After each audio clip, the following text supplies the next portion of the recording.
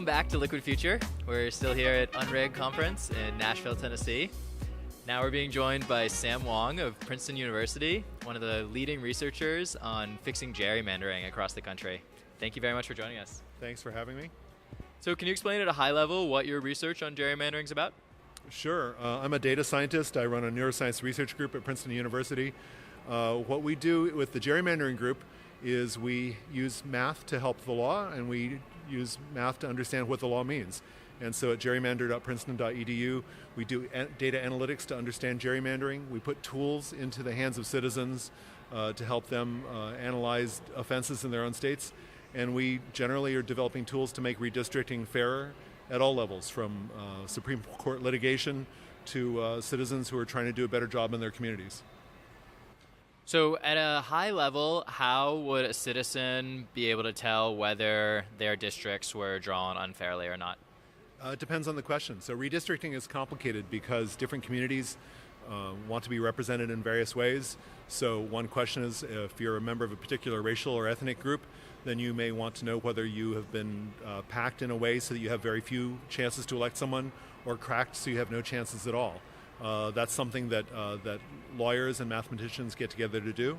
If you're a partisan, many states in America, especially purple states, have partisan offenses where the people who are in charge of drawing the lines can create an advantage for their own party. And if you go to gerrymandered.princeton.edu, we have statistical tests. If one side wins a few wins with really lopsided majorities like 70 or 80%, then it's likely that they've been packed to have as few seats as possible. And if you go to our site, we outline those places. And so we have tests that provide at least the first indication that something may be wrong. And then there are other people in this space, mathematicians, who do large-scale simulations to prove that those could not have arisen by accident. And so there's a whole community of people doing math to try to detect unfairness. And is it your opinion that it is possible to create fair districts using math, using analysis, using enough data, that there is such a thing as a fairly drawn district? I think one should be careful. I think math can be useful in detecting offenses and doing diagnostics. Math and algorithms turn out to not do a very good job of creating fairness because it's not easy to know exactly what constitutes fair. Basically algorithms are not blind. And so algorithms express what you put into them. If you put into the algorithm geography and straight lines, then it'll do that. But what it won't do then is represent, say, an ethnic community that the straight line goes through. It's kind of like driving a superhighway and putting it down through a community where the planner who drew it, the superhighway, didn't care about the community there. And so algorithms are as good as what people put into them. And so programs, algorithms can be useful, but I would say more as diagnostic tools where they're really useful, less so for generating a fair map in the first place. Yeah. I think one response that I'll use often is that these unfair gerrymander districts were created with math in the first place. There was an algorithm that said this is the way to pack as many voters of one party in, or what have you. So simply saying, sometimes you hear this sort of shallow answer of, oh, math will fix this problem. And I think that's, exactly like you're pointing out, kind of missing the details. Is that right? Yeah, I would say technology can be very helpful, but it can be used to amplify the efforts. And if those efforts are good intention in the hands, say, of an independent commission or in the hands of both parties working together, then the math can lead to an optimized outcome.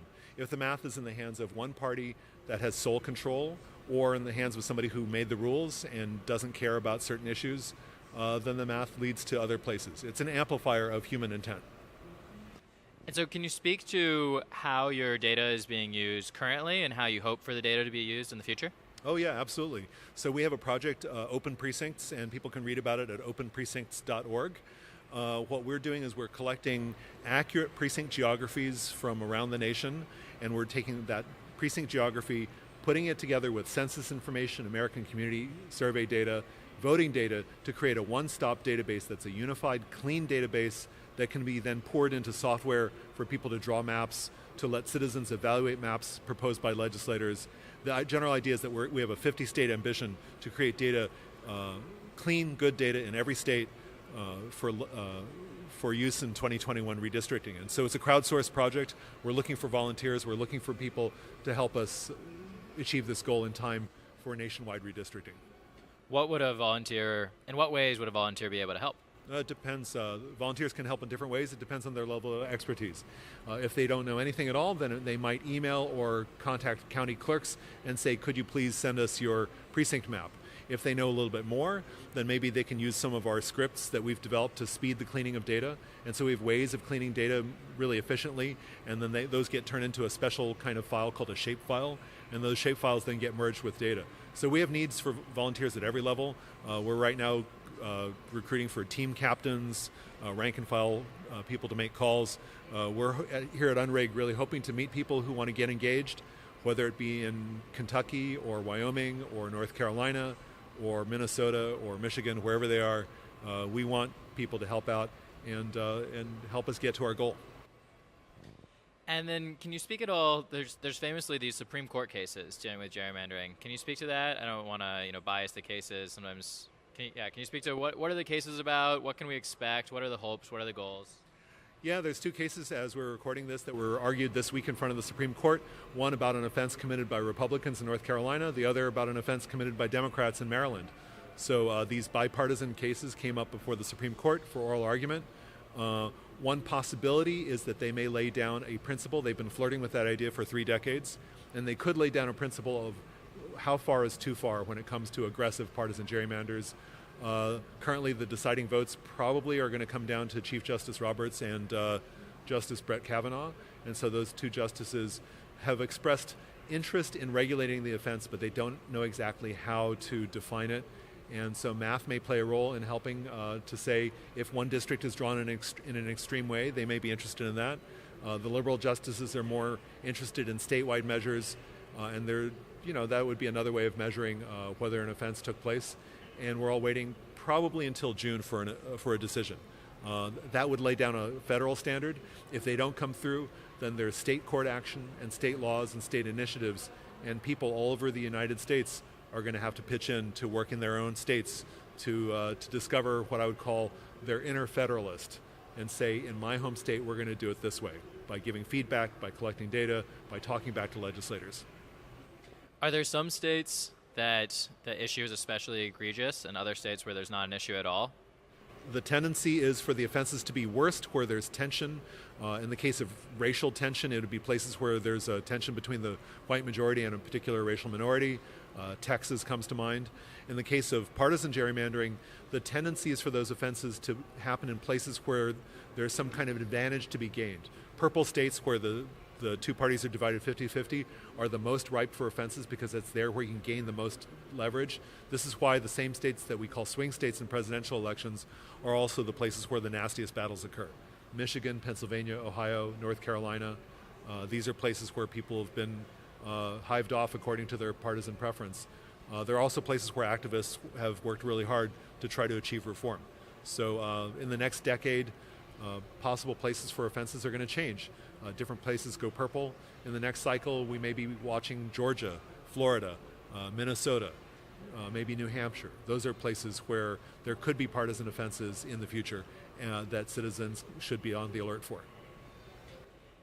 So gerrymandering has been a problem for over a century. The name itself goes back hundreds of years to old politician. Do you see an end in sight? Is gerrymandering the sort of thing that there is a final solution towards, or is this the sort of thing that we will always have to be vigilant towards? We're always working at it. Does that make sense? It's a great question.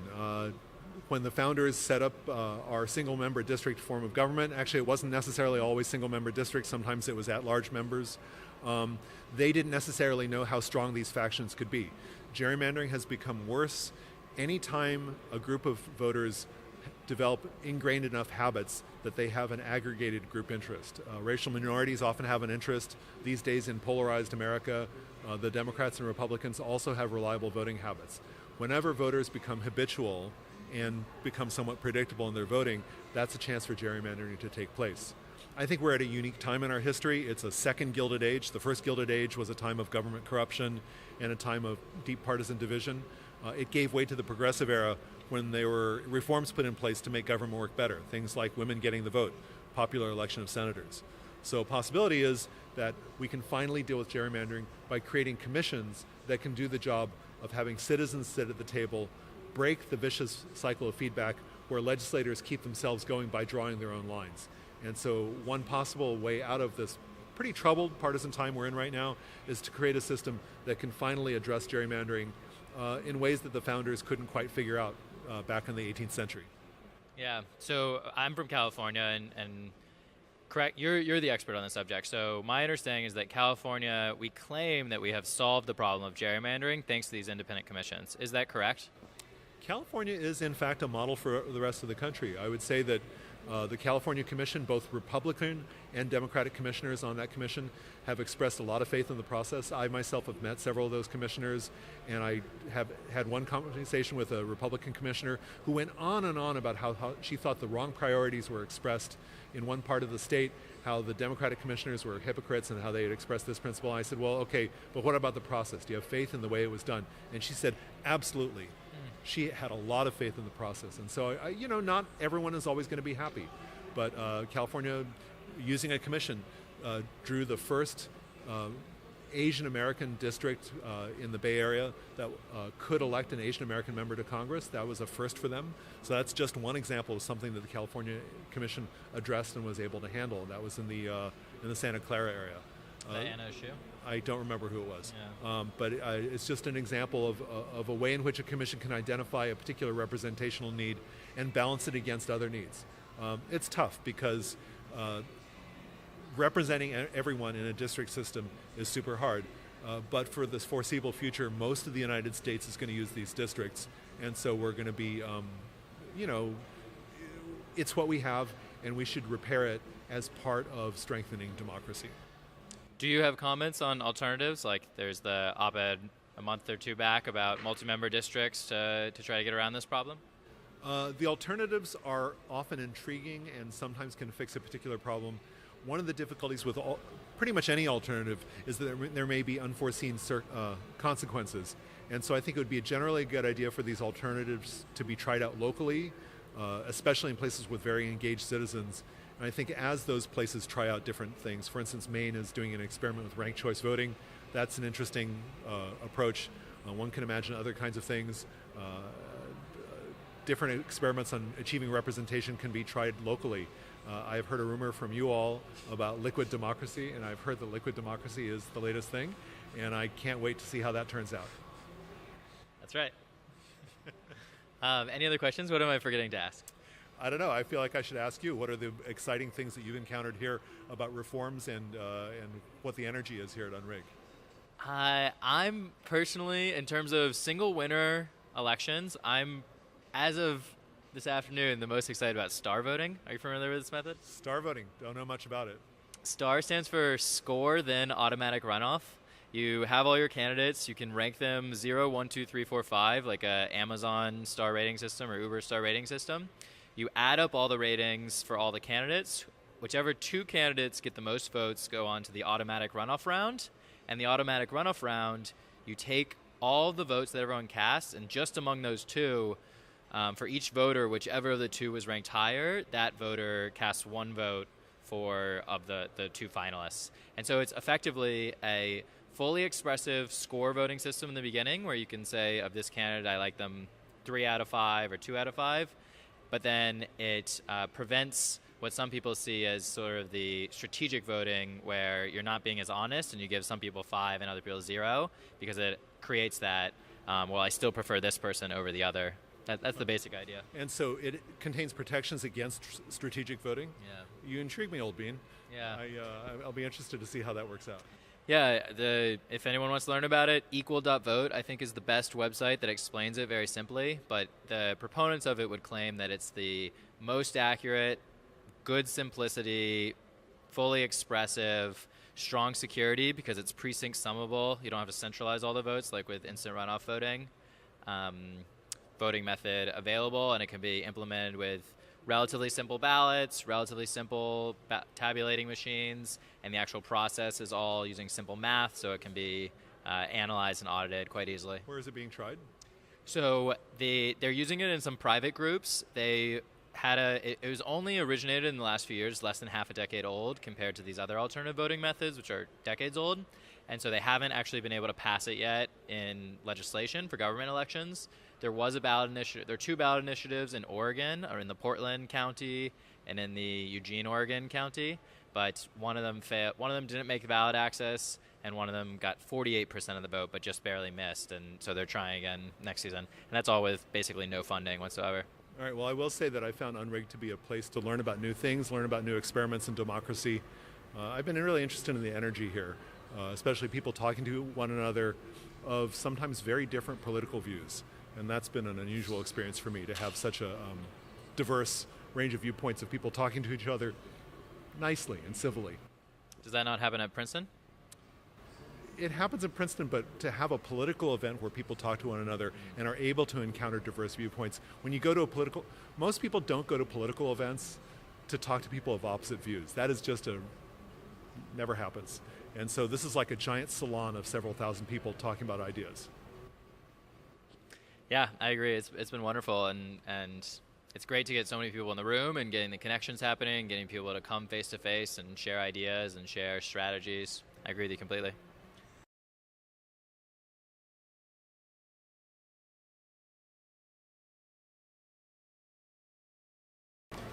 So we're going to talk about liquid democracy, and I have a very limited understanding of the subject. It appears to hinge around the idea of people assigning their votes by proxy to people whose opinions they trust. Exactly. And I want to know exactly how this leads to better outcomes. And so what's the core idea here?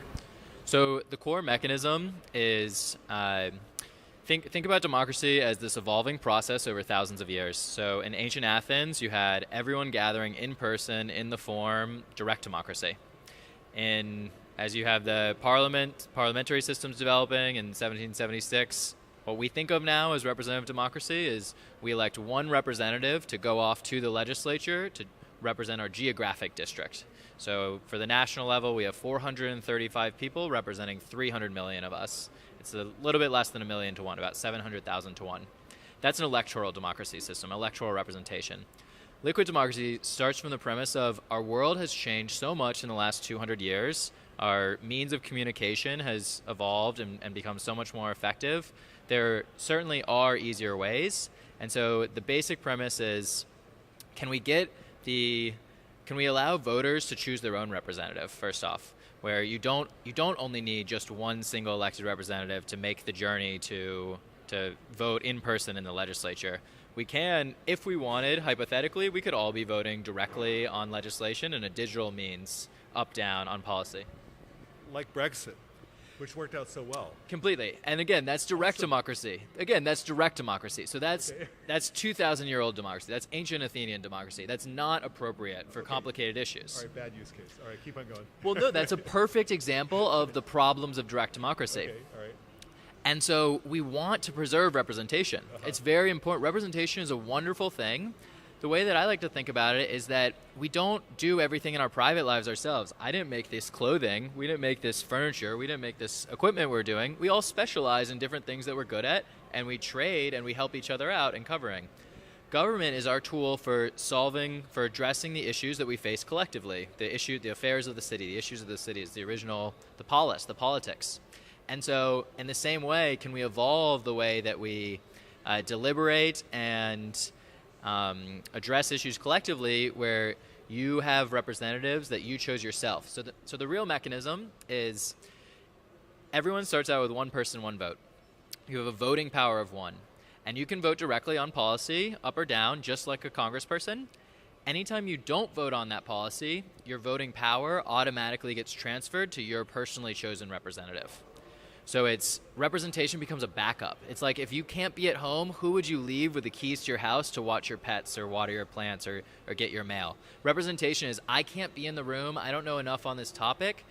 How would you vote on this issue? I'll copy that. And we already have this informally when we do have ballot measures or we have candidates. We'll ask our friends, we'll make these ballot guides, we'll make these voter guides, and they'll say, this group endorses so on and this candidate. And this would be by issue area?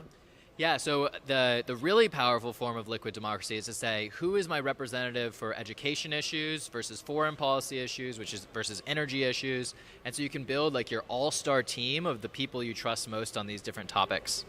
I see. So one thing that's interesting is that, so political scientists for a long time thought that it was bad that the two parties had overlapping issue stands, and this is back in the 60s or 70s. They said, wouldn't it be nicer if the party sorted out so that when you voted Democratic or Republican, you knew what you were getting, whether it be on race relations or the economy or what have you. And then we got really good sorting of the two parties according to issue area, where you know which party to go to if you want, say, relaxed gun regulation, or if you want certain laws about, say, a woman's right to choose an abortion. These are things that are currently sorted very well.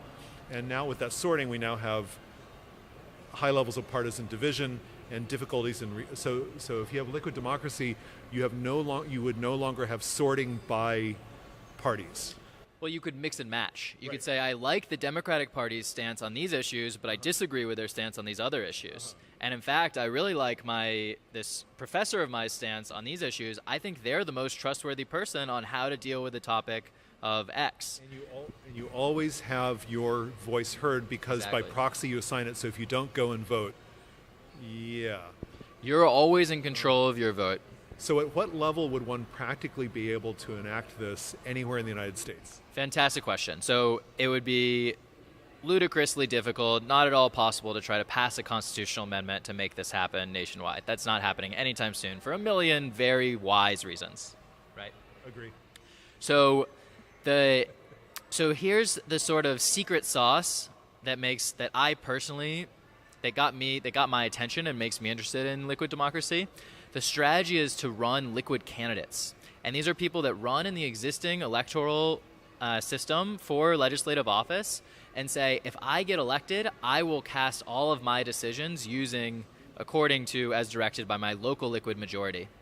And so what that means is that we can start to experiment with this new peer-to-peer proxy representative system on a seat-by-seat basis, instead of trying to transform the whole system all at once, so that and to the extent that there are issues, it's much more isolated to just that seat. And it also means that enacting it is just about winning an election. It's built into the race, instead of trying to convince everybody in the legislature to adjust the system that put them in power. So we would have, like, say, a legislature that's specifically for the issue of education and a different one for guns? How would that work? No, so I ran for office myself as a candidate in the California State House. And I said that if I get elected, I will vote on all bills as the local liquid majority directs me on each issue.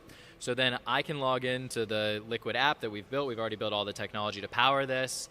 And so I can see on this upcoming bill, X number of the verified constituents in my district are in favor, Y are against, and so I know how to do it.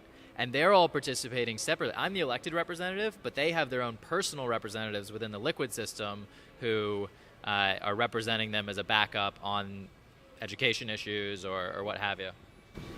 What's the role of deliberation in this? How do legislators get together and have a conversation and hammer out an outcome? How does that work? Yeah, I mean, it's similar to what we have right now in that there's deliberation happening in private rooms that isn't being shared publicly, and there's going to be deliberation that happens publicly in op-eds, in TV interviews, on public platforms like Twitter. And so we're trying to, on the Liquid platform, we're trying to make it easy to aggregate all the existing positions on any individual question. So you could, people can sort of submit, okay, here is this figure endorsing policy position X. You can see that, and you can see their history. So you can learn about each different policy question, see what the opinions are on this side or that side, and so forth. Who provides uncomplicated things? Who would provide legislative expertise, say, do the equivalent of what legislative staff do now? Like if you're trying to work out details of a piece of law, how would that function be served in this system? So at the starting premise, we haven't worked out all the details. I certainly have opinions, but part of the idea is that at the end of the day, what's actually written into the Constitution, what's written into the law is that a congressperson gets a vote. It doesn't say in the Constitution that a congressperson gets legislative staff. And so there will be some experimentation in that respect. The important thing is about that legal voting power. And if you know that now, okay, you need to convince all these people, the lobbying effort will shift. Instead of trying to convince the legislator, it will shift to we need to convince the public at large, or the active public that's taking part in these deliberative decisions, why our position is the right position. Yeah, let me back up a little bit and say that I there are some details of this that I don't quite understand, but I'm just going to say something generally that I've noticed about fans of alternative voting systems. When you see that a system of reaching a decision is broken, one solution that a technically minded person would be to find an alternative voting system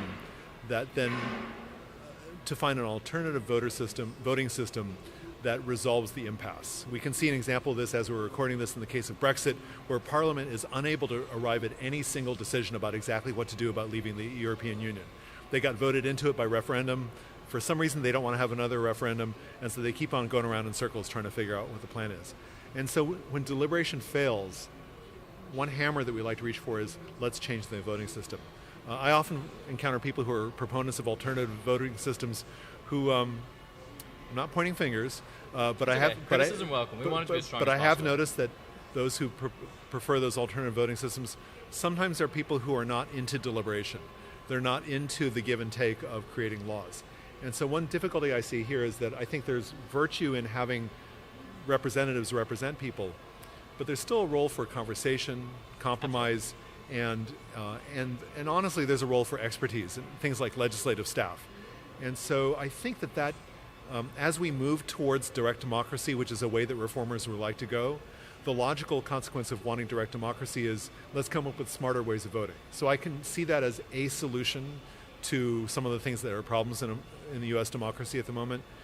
Then there's the other problem, which is what replaces conversation and compromise. And so I think, to my thinking, I would really want to see this kind of thing tried in a community that had a culture of wanting compromise, of wanting deliberation, and just to see whether it could be used in a best use case situation where one can imagine everyone accepting the outcome. So I don't know, this sounds like an interesting experiment, but I'd want to see it coupled with that culture of, whether it be expertise, whether it be having conversations, bringing people around to a different point of view. It sounds like an intriguing solution, but one might want to think about these other components of how we build a democracy. Deliberation. You're exactly right. I couldn't agree more. Simply advocating for more direct democracy would be moving backwards. We don't want that. We really want better representation. I think one issue that a lot of voters face right now is that their options in representatives are rather limited. With the amount of vitriol that's exists in the political arena right now, it's really hard to put yourself forward as a candidate for office. And so sometimes I personally will look at the landscape and wonder, is this real? How is it that these are our options? Aren't there so many wiser, more knowledgeable, more deliberative people possible, and yet our current one candidate campaigns and enters this like cage match of who's gets to be that one person, leaves out a lot of wise leaders. So I couldn't agree with you more that we absolutely need leadership. And to the extent that our messaging is coming across as let's just have an up-down referendum on everything, that's a failure. That's misrepresenting, I think, what we're trying to go for here. One thing about representation is that I found that a lot of legislators seem, in many ways, pretty reasonable and thoughtful when I talk to them privately. And then they get out there, and they have rules that they have to follow. Leadership says you got to vote a certain way. Leadership says it's time to shut down the government, whatever it might be. And one difficulty is that thoughtful people get sucked up into a system that makes it harder for them to contribute the value that they can. And so to the extent that this is a system that liberates people to be better representatives, then that could be by itself a positive change. Some of these very same people, look, my former congressman is quite literally a rocket scientist. He was a plasma physicist, Ph.D. in physics. Rush Holt, really thoughtful guy. He had exactly the same number of votes as people who did not sit around thinking a lot. And he himself got caught up into a partisan system, and that's just the way that national politics has gotten. So to the extent that an experiment like this can shake that up a little bit, it's probably a good time for experimentation in our democracy. Yeah, I think the question, I think speaking personally, I actually don't want to move too quickly. I think moving too quickly would, exactly like you say, leave out some of the things that have gotten there over time that are really important. And so it's important to get the details right and get it working on a small level. But at the same time, just speaking personally and other people working on this, we're asking, what can democracy look like 20 years from now? You know, if we're thinking about what's possible now, a little bit more long term, a little bit more blue sky, what would a fair system that represents more people and gives us the space to represent ourselves while also having that expertise, how could we achieve that? And so that's sort of what's motivating all this. Well, it's like the first Gilded Age. You know, the first Gilded Age was a time from Reconstruction from the Civil War to 1900 was a time when there was technological disruption, deep racial divisions because of the Civil War and because of disenfranchisement of former slaves. It was a time of government corruption, and it was a time of deep partisanship. And it was a time of close elections when the popular vote winner did not become president. That happened twice during that time. Wow. And we're living in a time now of racial tension, economic disruption, technological disruption, and the popular vote winner has not become president twice now.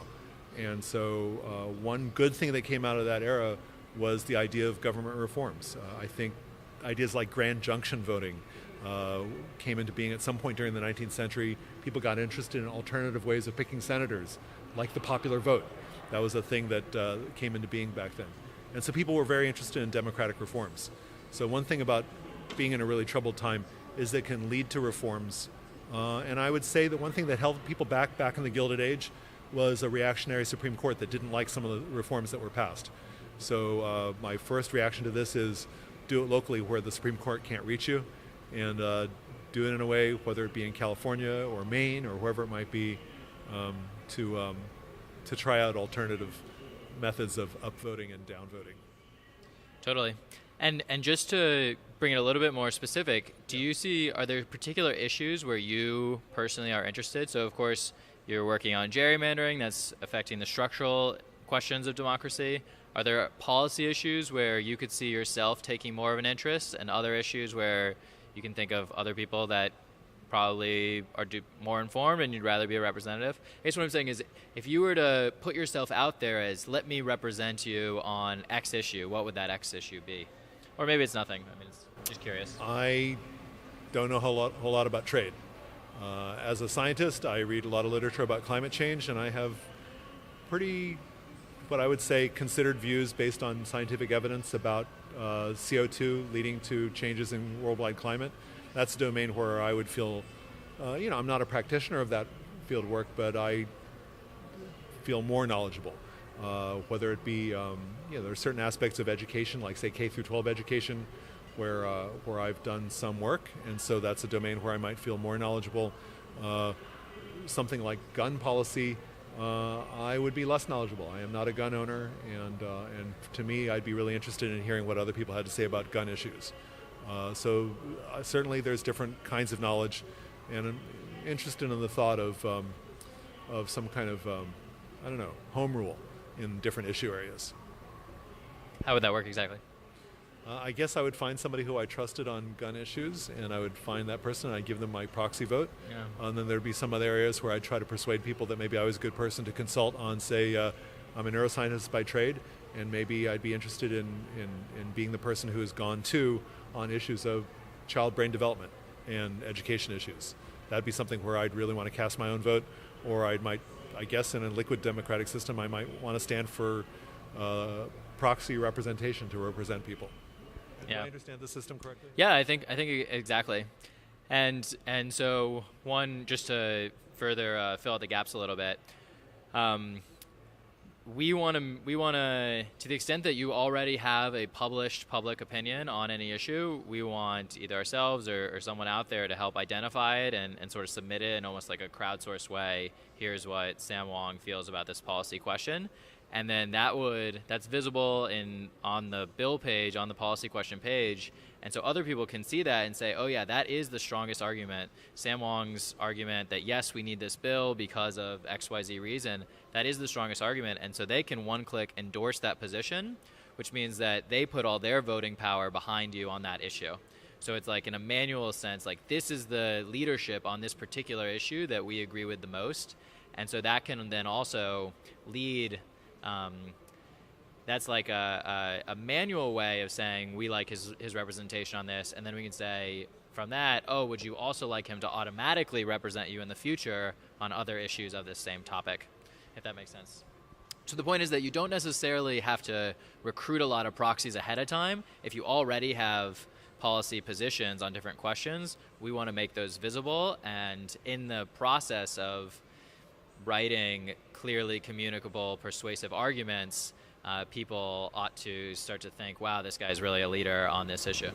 I'm a little bit concerned about a turnout problem. So people would choose a proxy at some point and then just not vote anymore. I just sense that there might be difficulties with keeping representation fresh because of somebody going in and saying, well, these are my preferences, and the default option is that I want so-and-so to represent me.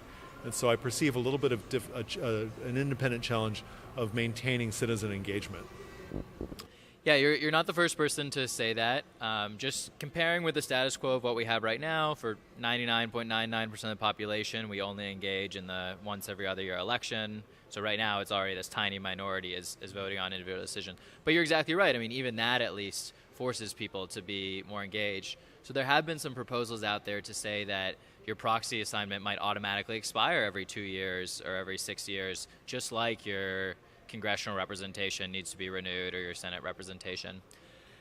Again, a lot of this is we're sort of open to figuring this out as we go, and it would be great if people could propose amendments to the liquid democratic system itself like that. So maybe you'd see one variation in this locality and a different variation in a different locality, and so people could experiment and learn what works best to answer these exact questions.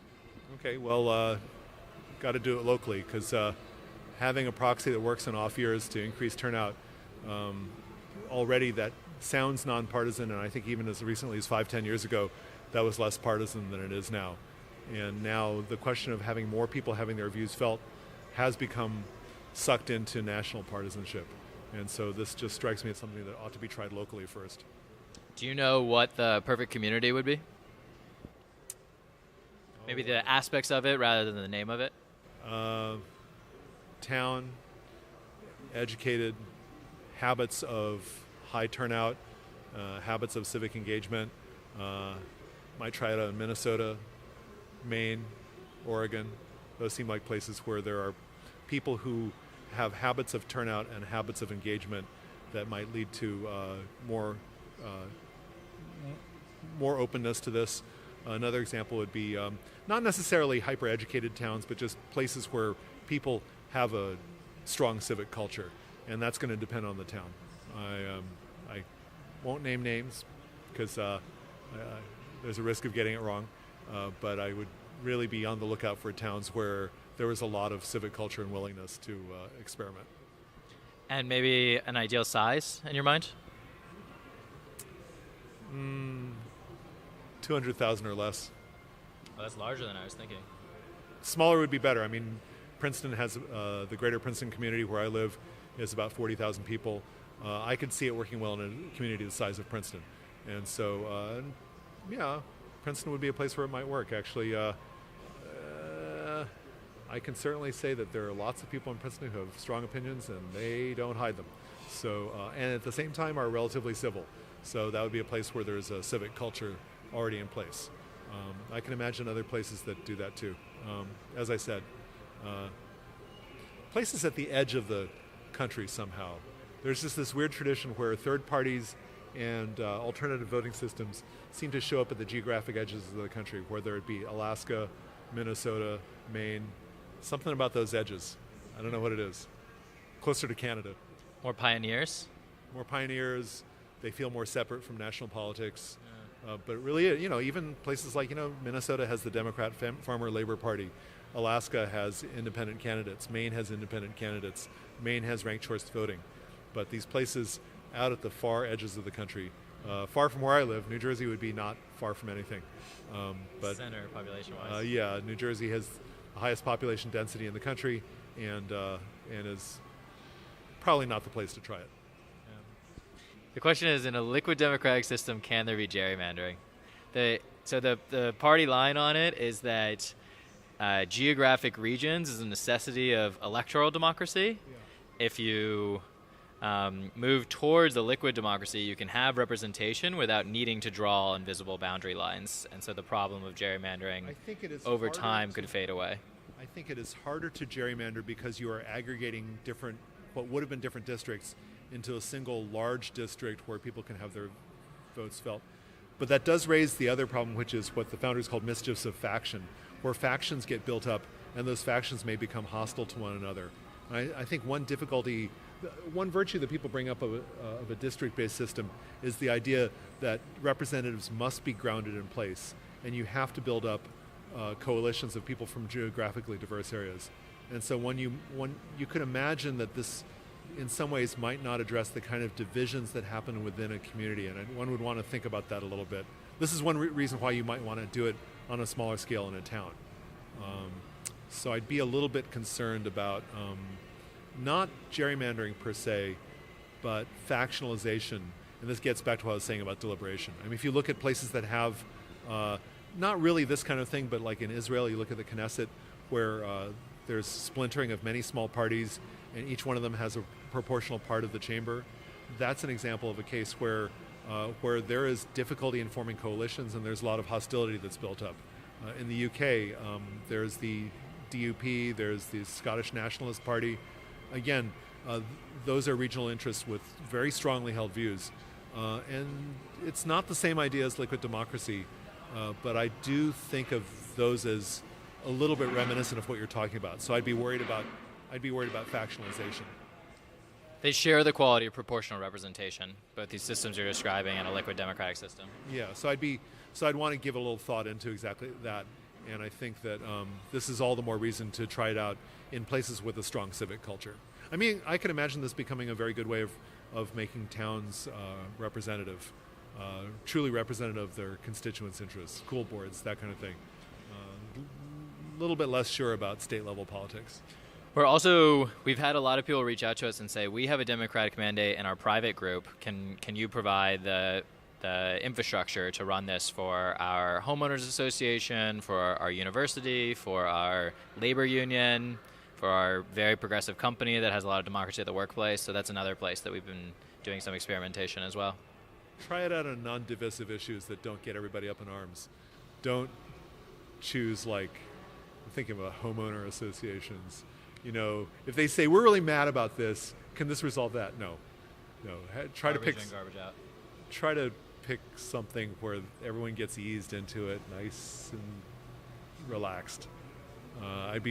Although I don't really know what makes homeowners mad. You'd want to look pretty hard before you leaped into that one. But my experience with the homeowners association experience is that you have a few people that seem to spend their entire life obsessed with it, and everyone else is like, they don't write in the email list, but they're like, why are you? Oh, so and so you have this extreme difference in. So you could reduce the influence of those people.